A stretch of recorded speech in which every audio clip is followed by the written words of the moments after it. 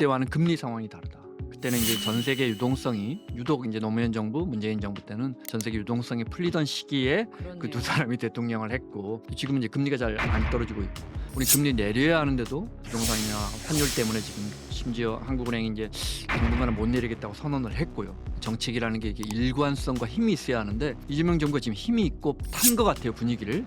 지금 인터넷 끝판왕에서 모르면 못 받는 통신지원금 80만 원 설치 당일 즉시 입금받을 수 있습니다. 내가 내는 월 요금에 포함되는 거라 이거 안 받으면 손해보는 것 같은데요.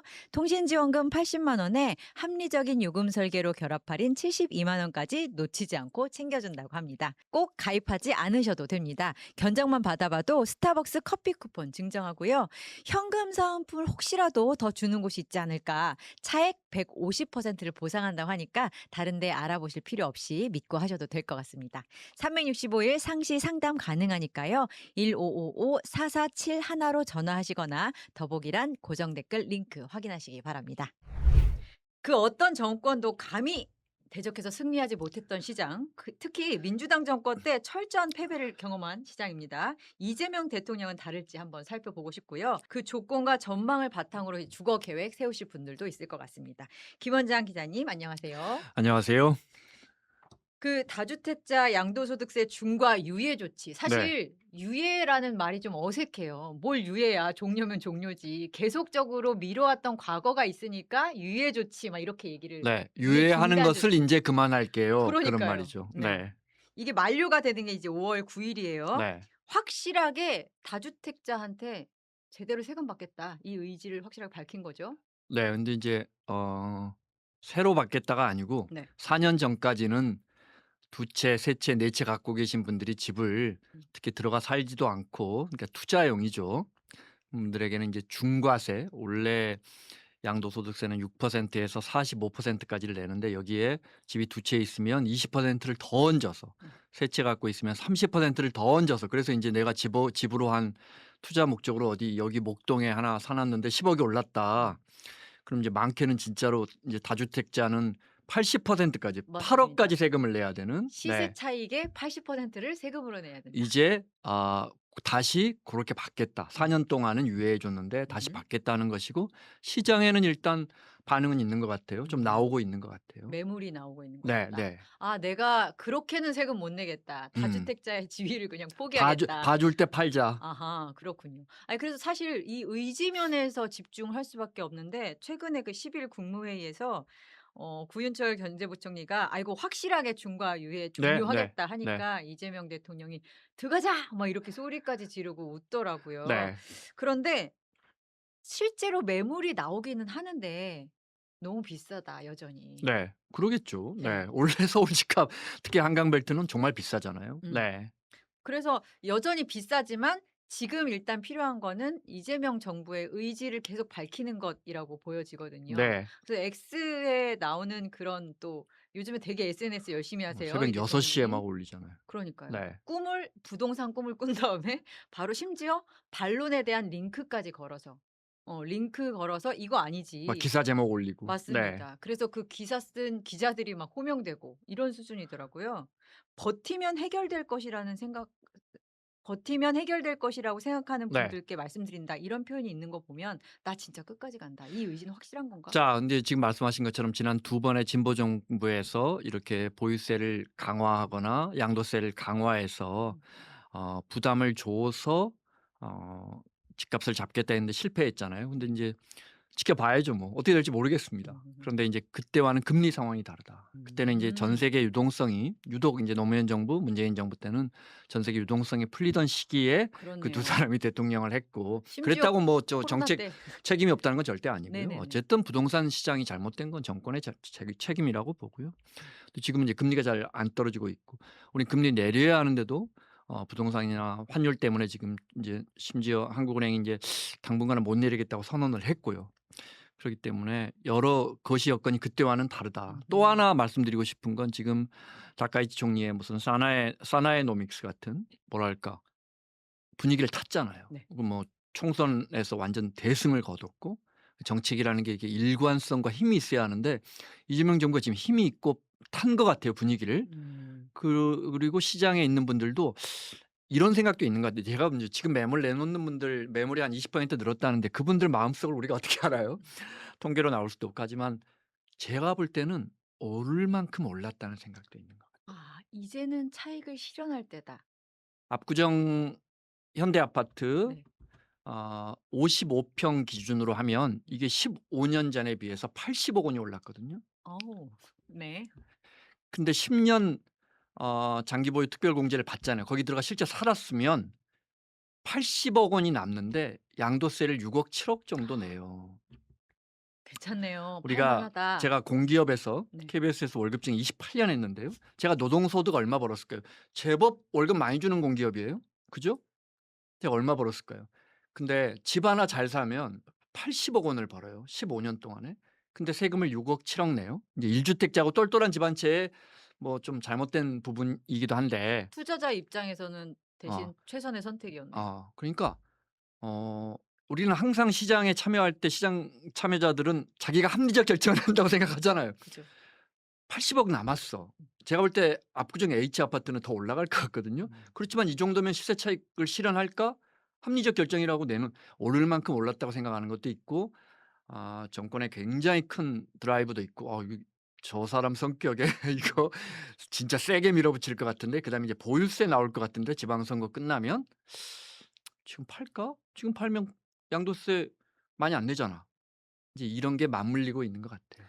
그러니까 어떻게 보면 이재명 정부는 당근과 채찍을 모두 휘두르고 있는 것 같아요. 일단 지금 세금 적게 할 때 네. "어서 풀어." 동시에 보유세에 대한 가능성 얘기도 쪼끔 흘리잖아요. "지금 안 풀면 큰일 날걸?" 네. 이러면서요. 그런 얘기까지 합쳐져서 오를 만큼 올랐으니까 수익 실현까지 이런 게 다 합쳐진 어떤 국면이다."라고 이해를 하면 되겠군요. 그런데 이런 또 얘기도 있어요. 그렇게 드라이브를 걸고 매물이 많이 나오긴 한데 아까도 잠깐 말했지만 여전히 집값이 높고 네. 그러다 보니 이거 혹시 현금 부자들한테만 생기는 어떤 기회가 아닐까. 대출 규제를 세게 조이고 있으니까. 네 지금 비싼 집 그렇습니다. 사면은 대출 뭐 2억 원 정도밖에 안 나오거든요. 네. 사실상 안 나온다고 봐야죠. 서울의 맞습니다. 비싼 집이 30억 50억 이러니까요. 네. 현금 부자만 유리한가? 음흠. 유리해요. 음. 우리 시장 경제에서 돈 많은 사람이 유리하지 않은 게 어디 있어요. 뭔가 근본적인 질문이 되군요. 이게 경제라는 건 네. 가난한 분리예요. 우리 사회가 가난하고 힘든 사람들을 다 보호하는 시스템이 있어요. 학교 가면 학비 깎아 주죠. 음. 뭐 농민분들 지원해 주죠.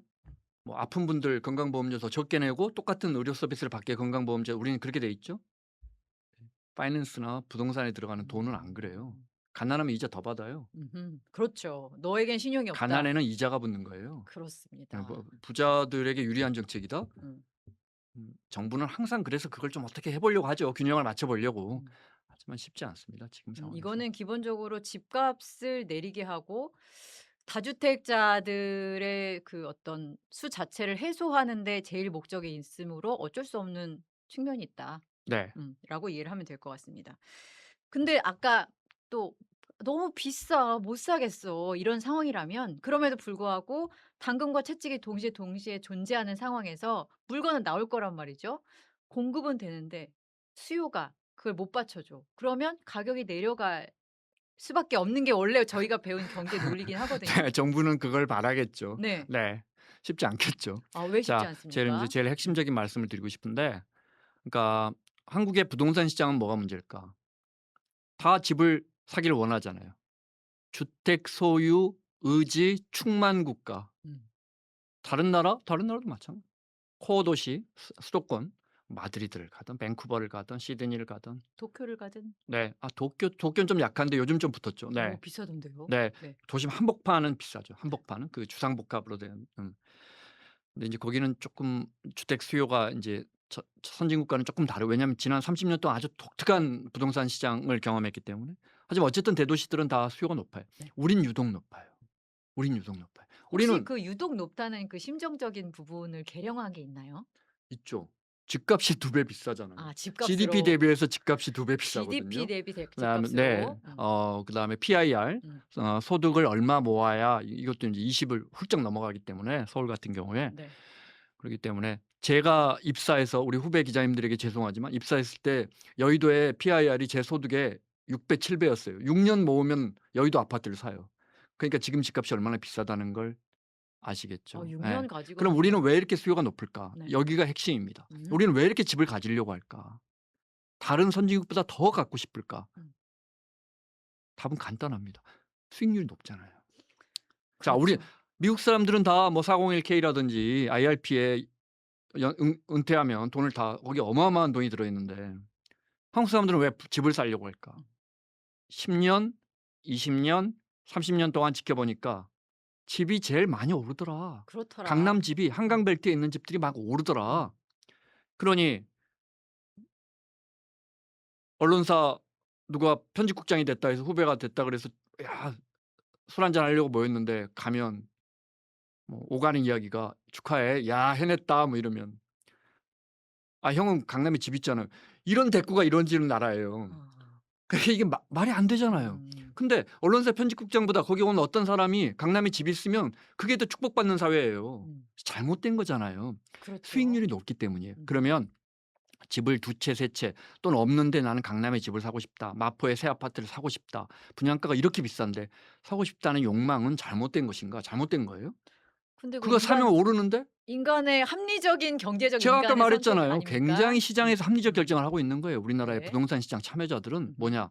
일단 사고 싶다. 오르니까. 음. 갖고 있으면 안 판다. 안 팔면 올라가니까. 그러니까 수익률이 지나치게 높은 거예요. 음음. 그러면 그 수익률을 낮춰야죠. 그게 수요를 떨어뜨리는 거죠. 집을 사서 10억, 20억, 30억, 40억 아까 말한 음. 것처럼 아주 극단적인 경우에는 80억을 버는 그 구조를 낮추기 위해서 선진국은 예를 들어 뭐 영국 같은 데는 취득세 굉장히 비싸고 음. 보유세도 비싸고 미국 같으면 보유세가 굉장히 비싸고 네. 이런 구조를 그 국민들을 영국이나 미국의 그 선진국의 정치인들은 다주택자들을 미워해서 징벌적으로 과세해. 음. 이게 아니에요. 음. 당신들이 그걸로 갖고 있는 지대 혜택이 너무 크니까 음음. 좀 많이 부담해. 음. 어? 유병헌 씨가 세월호로 이렇게 수배받고 이럴 때 가족들 재산을 추적하거든요, 검찰이. 네. 유병헌 막내 아들이 뉴욕에 아파트 하나 갖고 있는 게 걸려요. 음음. 우리 돈으로 한 40억 지금 환율이 바뀌어서 한 45억 이럴 거예요. 재산세를 9천만 원을 내요. 2019 년인가. 음. 우리 45억 지금 1,000에서 1,500 내거든요. 네. 그러면 미국의 정치권은 비싼 집을 가진 사람들을 미워한다고 생각하세요? 음. 우리는 그렇게 프레임을 만들잖아요. 음음. 그러니까 그 수요를 낮춰 줘야 돼요. 네. 그 맨하탄 이런 데는 집값이 계속 오르더라. 너희들 시세 차익 올리지. 대신 사회적으로 좀 꽉 누를게. 영국은 다주택자 취득세가 17%인가 그래요. 가산해 음. 가지고. 집을 살 때 벌써 음. 집값이 50억 이면 한 6억 7억을 취득세로 내야 돼요. 그리고 영국은. 보니까 좋은 집이 있는 집값이 높은 지대에 있는 거는 인프라가 잘 마련돼 있을 법한데 네. 그건 역시 세금으로 조성된 걸 또 사실 테니까요. 사회적인 베네핏을 그 음. 사람들이 일부 가져가는 거잖아요. 네. 그러네요. 그러니까 음. 거기에 대한 부담을 음. 억제하는 방법은 여러 가지 방법이 있는데 가장 흔한 방법은 세금이에요. 근데 음음. 우리는 세부담이 굉장히 낮고 그래서 "어이구 이것 봐라. 내가 집이 10억 올랐는데 보유세는 뭐 많이 내는데 부담은 돼. 1,000만 원." 음. 근데 또 3-4년 만에 10억이 또 올랐거든. 팔겠어요, 안 팔겠어요? 그렇네요. 네. 그러니까 수요를 낮추고 공급을 늘리는 이 네. 방향이 제일 중요하다.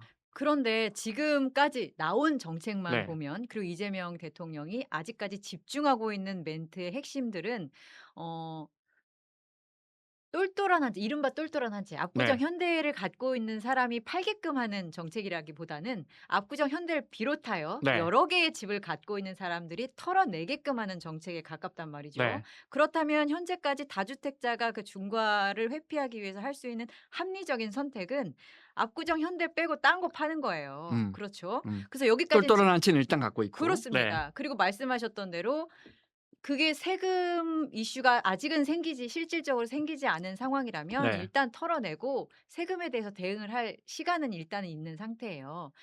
그런데 지금 뭐 잠깐 아까도 말씀하셨지만 정치와 입법과 정책이라는 게 완전히 의지만 갖고는 좋은 의지만 갖고는 그럼요. 할 수 네. 없잖아요. 네. 반발만 앞서야 되지 않습니까? 한 채만 갖고 있는 사람한테 그래도 그것도 굉장히 비싼 집이니까 "세금을 많이 내."라고 하는 시점이 올 것 같긴 한데 네. 지금 흘리고 있죠 이미. 네. 근데 그게 정말 만약에 실거주하지 않았다면 한 채를 갖고 있더라도 음. 그건 이제 대통령이 구체적인 방안은 안 했지만 "그것도 이상해. 그거 왜 깎아 줘? 음. 그것도 일종의 투기잖아. 어. 한 채만 갖고 있더라도 왜 들어가서 살지 않고 필요하면 들어가서 살아야지."라고 대통령이 계속 운을 띄우거든요. 이것도 인제 제가 볼 음. 때는 분위기를 잡는 거예요. 실제 그렇게 할지 모르겠어요. 일종의 이제 빌드업 그러니까 단계다. 쉽게 말하면 자 투기적으로는 집을 소유하지 음. 말자.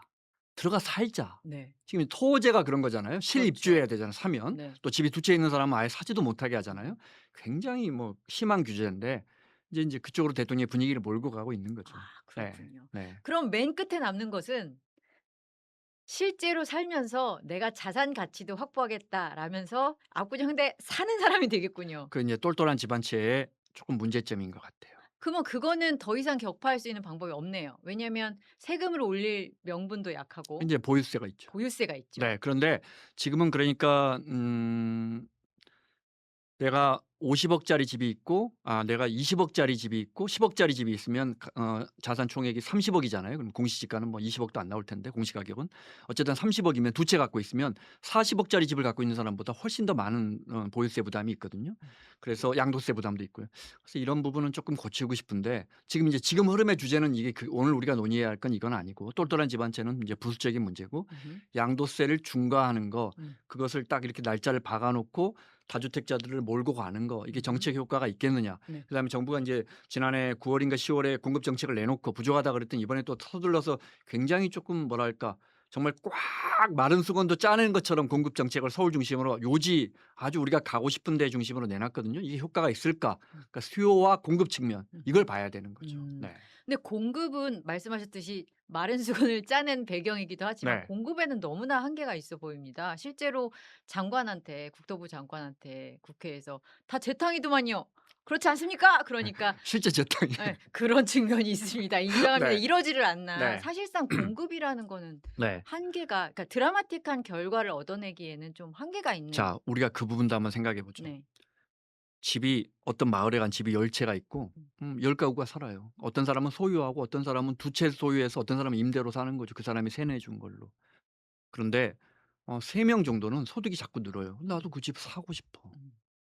근데 그런데 집값이 좀 올랐잖아요. 그럼 집을 갖고 있는 사람이 우리나라는 한 60% 되죠. 56-7% 된단 말이에요, 자가주택 보유율이. 갖고 있는 그 5 명이나 6 명이 "아 나 이거 하나 팔고 나는 또 다른 데 갈래. 이거 좀 올랐어." 음. 근데 우리 안 팔잖아요.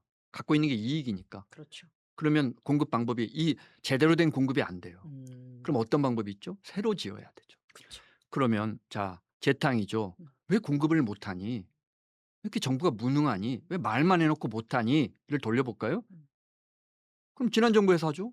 왜 안 했어요? 아. 지난 정부는 그렇게 공급주의에 빠져 있었는데 음. 그 문재인 정부 때 3기 신도시 했단 말이에요. 왜 공급이 안 돼요? 이걸 한번 볼까요? 서울 중심은 이미 과밀하다는 뜻이에요. 지을 데가 없다는 뜻이에요. 네. 박근혜 정부 때도 행복주택이라 그래서 그때도 뭐 빈 땅 지어서 다 여기 목동에도 짓겠다 그랬어요. 안 여기 됐어요. 지을 데가 어딨죠? 어. 그러니까 유수지, 어. 유수지 있잖아요. 저기 백화점 앞에 고런 데 주민들이 반대했죠. 음. 공공임대 들어온다고. 네. 그래서 안 됐어요. 그게 무슨 말이냐? 주민들의 이기심도 있지만 음. 님비 현상도 있지만 어 왜 기본적으로 우리 동네 부족하다. 테니스장을 허물어? 음. 왜 우리 동네 골프장을 허물어? 우리 동네에 나무 있는 데는 거기밖에 없는데 과밀해졌다는 그쵸. 뜻이에요. 그런데도 왜 막 이렇게 높여서 용산 역세권에 만약 서울시는 한 8천 개만 짓자. 정부는 아니야 10,000 개까지 지을 수 있을 것 같아. 원래 거기 우리가 국제 업무지구 하기로 한 거예요. 그럼 거기다가 우리가 돈을 벌 수 있는 록번기 같은 음. 업무지구를 만들어야 되는데 아파트만 지으면 해운대 센텀이나 음. 마리나 지구 같은 그 해운대 지구 같은데 원래 다 해양 뭐 마리나 이런 사업지구 또 첨단 IT 뭐 이런 거 만들기로 했어요. 아파트. 다 아파트 지었잖아요. 음. 그 부산 먹고 살기 좋아요? 다 좋아요? 인제 그렇네요. 돈은 누가 벌어요? 음. 용산도 지금 그렇게 하겠다는 거야. 돈은 이따 치고 일단 집 부족하니까 다 아파트 짓자. 음. 근데 왜 이런 공급 부족이 생겼냐? 음. 공급이 부족하니까 수요에 음. 비해서. 음. 왜 부족한가? 여러 개를 있는 갖고 사람이 안 내놔. 있으니까 여러 개를 갖고 있는 사람이 안 있으니까. 내놓으니까. 그래서 첫 단추를 다주택자가 시장에 물건을 내놓을 수 있는 것으로 그 지금 방향에 정책이 대한 의심은 인제 완전히 사라졌어요. 아하. 이 그렇군요. 방향으로 가야 되는 거죠. 그렇지만 인제 오. 아직도 보수 언론이나 이런 데서는 "야 집 갖고 있는 사람이 죄인이냐? 왜 양도세를 이렇게 사회주의처럼 물리느냐?" 음. 이게 사회주의라면 음. 선진국의 부동산이나 땅에 대한 규제를 알면 아유, 보유세 한번 보고 기절초풍할 오셔야겠네. 거예요. 네. 알겠습니다. 그래서 사실 제가 드리고 싶은 질문 중에 구체적으로 그런 것도 있었거든요. 어머, 다주택자한테 집 팔라고 너무 기회를 많이 주는 것 같아. 이런 것도 오히려 그렇게 질문을 생각을 네. 했는데 얘기를 네. 들어보니 그들에게 일정 정도의 경제학적인 네. 유인을 제공하는 것으로 시장에서 풀겠다는 의지일 수도 있겠네요. 네. 그럼요. 음. 우리가 하나만 더 생각해 볼게요. 네. "집이 부족해요?"라고 서울 시민에게 여쭤보면 "아 공급 부족해요." 음. 실제 통계적으로 서울에는 아파트만 주택만 아파트만 한 3만 에서 많게는 한 5만 5천 까지 해마다 공급되는데 아시다시피 올해 앞으로 2-3년 동안은 10,000 가구, 2만 가구예요. 이거 굉장히 공급 부족해서 음. '저 역시 아파트 계속 지어야 한다.' 이렇게 음음. 생각해요. 그런데 인제 공급이 쉽지 않은 이유는 아까 다주택자가 내놓지도 않지만 네. 서울 외곽이 그렇게 집값이 많이 오르지 않았어요. 음. 근데 언론은 매일 올랐다고 하고 근데 경기도에 28개 시가 있거든요. 근데 2022년 1 월이 KB 부동산 월간 부동산 지수로 보면 100 으로 봐요. 그 음. 지표를 항상 옮기잖아요, 비교하기 쉽게. 네. 지금 4 년이 흘렀잖아요. 28개 28개 경기도시에서 지금까지 집값이 내린 곳이 25개, 오른 곳은 성남 분당이 있으니까 과천, 음. 용인 수지 같은 데 네. 일부예요. 오. 그러니까 사람들이 그걸 보면서 그 동네 남양주에 살고 있다, 하남에 살고 있다, 평택에 살고 있다, 오산에 살고 있다, 파주에 살고 있다. 집이 새로 분양돼요? 분양받겠어요? 분양 안 받죠. 건설사가 그러면 안 오를 집을 왜 사? 남양주 왕숙이다. 어. 네. 그럼 건설사가 3기 신도시 문재인 정부 때 택지가 나와 있어요? 아직도 안 팔려요? 일부는? 음. 건설사가 왜 사요? 안 팔리는데. 그쵸. 자 여기서 뭔가 이상하잖아요. 음. 집이 집이 없다며. 부족하다며. 여기서 인제 미스매치가 생기는 거예요. 실제 그렇습니다. 서울은 집이 부족한데 음. 외곽은 많이 식어 있기 때문에 음. 지금 좀 온기가 있다고 해도 집이 부족하다는 말은 굉장히 과장돼 있어요. 음. 공급 과잉 지역이 굉장히 많아요. 제가 볼 때 평택, 파주, 김포 이런 데는 엄청난 공급 과잉이에요. 음. 경기도 광주 이런 데는. 실제 집값도 고점 대비해서 40% 가까이 떨어진 곳도 있고요. 그런데 인제 서울로 다시 들어와 볼게요. 네. 집이 부족하다. 집이 부족하다고 믿죠 서울은? 아닙니다. 얘기를 딱 들어보니 내가 원하는 집이 야 그리고 정답이에요. 향후에 오를 집이 부족하다. 아, 오를 집만 너무 많다 이거군요. 그렇죠. 만약에 네. 진짜로 노태우 정부 때처럼 음. 우리가 고도 성장하는데 집은 없고 사람들은 엄청나게 소득은 높아지고 1 년에 막 소득이 10%씩 올라가는데 집은 없고 음. 전세가 폭등해서 가장들이 나가서 그때 막 안 좋은 결정하고 막 가족들끼리 그래 갖고 우리가 일기 신도시를 빠르게 지어서 그나마 집값을 안정시켰는데 그때처럼 지금 만약에 진짜 집이 부족하다면요. 제가 몇 가지 여쭤볼게요. 다세대 빌라도 올라야죠. 음. 그렇습니다. 엄청 내렸어요 서울에. 음. 사람들은 네. 나 자산이군요. 그렇죠. 음. 사람들은 집이 필요해. 음. 집을 갖고 싶어. 어떤 집? 사서 오르는 집. 음. 말은 "아니야. 우리 가족이 따뜻하게 사는 집을 원해."라고 말하지만 솔직히 말하면 저도 우리 음. 후배님도 "근데 좀 오르면 좋지. 아 저 사람은 30 억씩 올랐는데 내 그죠. 거 인제 뭐 5억 올랐어." 사람 이게 뭐 어떻게 우리가 이걸 탓할 수가 있어요? 네. 음. 시장인 그런 걸. 음음. 그러니까 집이 진짜 부족한 건 아니에요. 그러니까 음. 이 이데올로기를 깨야 돼요. 네. 알겠습니다. 아, 그 이데올로기가 근데 계속 공격받고 있고 네. 그것을 명분으로 이재명 대통령도 실거주가 아닌 것에 대해서 계속 일종의 채찍을 가하는 방식으로 정책을 펴나가고 있는 것으로 보이는데요. 네. 가장 최근에 있었던 것 중에 또 약간 '그러면 좀 마지막 갭 투자 기회인가?'라고 싶었던 그 세부적인 것 좀 여쭤보고 싶은데, 세입자를 가지고 있는 다주택자에 대해서는 또 2년 유예가 되잖아요. 네. 그러면 나는 무주택자야. 네. 제가 무주택자 입장에서 새 낀 집을 사는 거예요. 네. 그러면은 일종의 저는 갭 투자가 되는 거 어차피 아닌가요? 근데 2년 안엔 들어가야 되니까. 그 2년 동안의 그 갭 투자. 에이 그건 너무 그거는 뭐 약한가요? 네 그거는 뭐 어. 네 지금 인제 토제 때문에 내가 집을 내놓으려고 하는데 목동에 있는 아파트 여유 있는 하나 더 있는 아파트를 내놓으려고 그러는데 세입자가 들어와 있는데 세입자는 인제 2년 이상은 2년 최소한 2년 이상은 거주할 수 있는 권리가 있으니까. 음음. 근데 지금 내가 그 집을 팔면 새로 산 사람은 무조건 그 집에 들어와야 되잖아요. 그렇습니다. 4 개월인가 안에 네. 실거줘야 되죠. 네. 네. 인제 계약 잔금 치르고 음. 그 토호제인데 토지거래 허가제. 근데 그 사람은 요 세입자가 2년 있을 때까지 그 안에만 들어오면 되도록 인제 정부가 유예해 주기로 했는데 맞습니다. 그건 뭐 불가피한 조치인 것 같아요. 불가피하고 네. 일종의 갭 투자적인 성격이 있긴 하지만 큰 정책 방향에서 그것을 이렇게 후퇴시킬 만한 네. 명분이나 어떤 영향력을 갖고 있진 않다. 네. 그래서 알겠습니다. 정리하면 네. 제가 드리고 싶은 메시지는 음. 어 주택 공급이 부족해요. 음. 열심히 짓자. 음. 잘 안 되는 이유는 음. 뭐 정부마다 계속 안 되는 이유는 이미 과밀하지만 그래도 어떻게든 더 지어 보자. 여기 동의하고요. 선진국은 그렇게 집값이 올라가는데 코어 도시에 수도권에 왜 그렇게 우리처럼 우리 5년 동안 135만 가구 수도권에 이런 나라는 뭐 라오스, 캄보디아 뭐 중남미 국가들이 이렇게 하는 거죠. 그렇습니까? 우리는 이미 완성된 국가인데 마드리드가 그렇게 할 것 같아요? 그렇네요. 파리가 그렇게 할 것 같아요? 밴쿠버가 그렇게 할 것 같아요? 예를 들어 공급이 부족하니까 우리 뭐 용산공원이라도 아파트를 짓자. 그러면 센트럴파크는 모나코라는 나라보다 크거든요, 센트럴파크가. 제가 거기서 공부 좀 했는데. 음. 그런데 거기다 왜 아파트 안 짓습니까? 미국 사람들은 아파트 짓는 기술이 없나요? 우리는 정말 녹지가 부족해요. 네. 그러니까 네. 그 사람들도 집값은 계속 오르고 공급은 부족해요. 음. 그렇지만 그 균형을 맞추려고 하는 음. 거죠. 그런데 우리는 그 집이 부족해라는 이데올로기가 너무 크니까 음. 지금 뭐 정신없이 뭐 음. 저는 집값을 잡으려면 공급해야 한다고 봐요. 절대 음. 반대하지 않아요. 네. 그렇지만 그게 좀 과도하다. 음음. 그러면서 수요를 좀 억제해야 하는데 음. 그 수요를 억제하는 것이 지금 정부는 마치 남의 편, 집을 갖고 있는 사람들 나빠. 팔어. 이렇게 하지 말고 음. 저는 그분들은 그냥 시장에서 시장이 그러니까 합리적 결정을 한 거고 여윳돈이 있었을 뿐이에요. 음. 또는 운이 좋았거나. 시장의 조건을 바꾸는 것이 정부의 역할이 될 것 같은데요. 그분들을 반대편으로 돌려놓지 음. 그분들을 반대편으로 돌려놓으니까 어떤 문제가 생기느냐. 돌아보니까 내 참모들이 집을 두 채 세 채 갖고 있네. 좀 안타깝더라고요 그거는. 그러니까 "야 그 파시는 분도 너 저 집 있고. 파는 게 어때?" 이렇게 되죠. 음. 이렇게 하지 말고 네. 집을 갖고 계신 분들을 음. 정말 미안한데 음. 우리가 인제 세제를 정상화하겠다 음음. 선진국처럼. 네.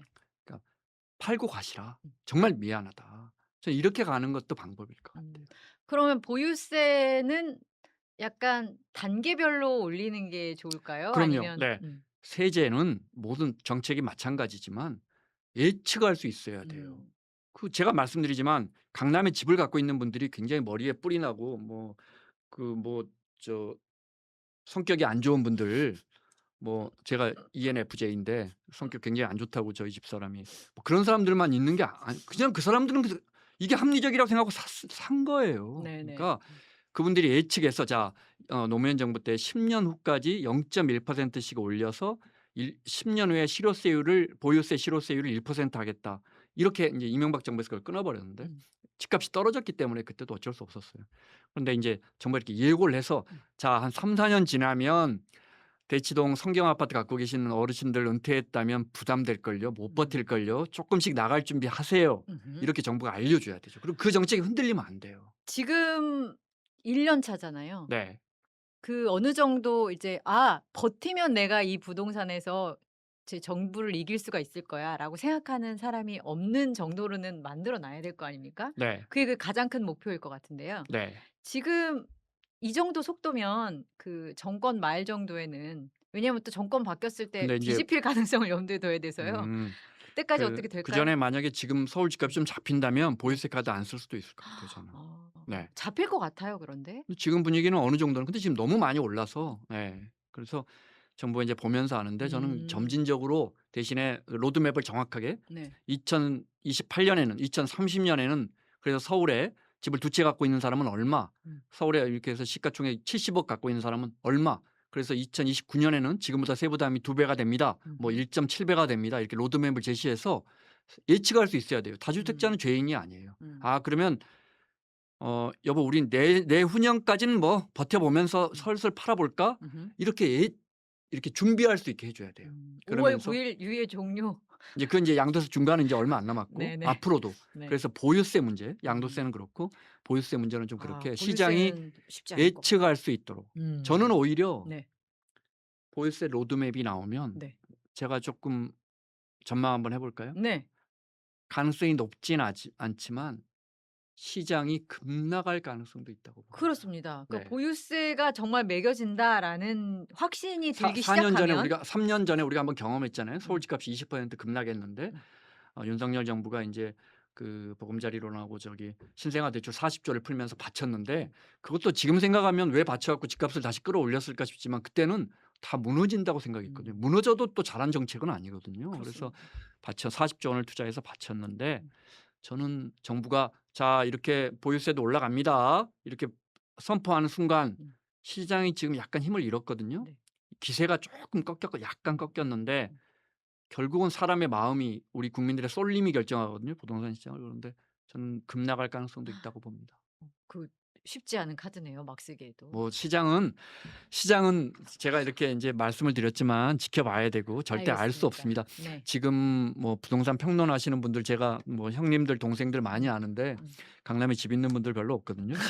시장 우리가 전망한다는 거 어려운 일이에요. 시장은 네. 생물이다. 네. 자, 각자의 그 합리적이고 경제적인 동물로서의 결정이 지금 현재를 만들었고 그것을 정부가 일종의 조건을 만들어서 좀 더 나은 시장으로 만들려는 시도되는 초기 국면, 네. 정확히 정리해 주셨어요. 초기 네. 국면에서 우리가 이 얘기를 나눴습니다. 네. 감사합니다. 김원장 기자였습니다. 고맙습니다.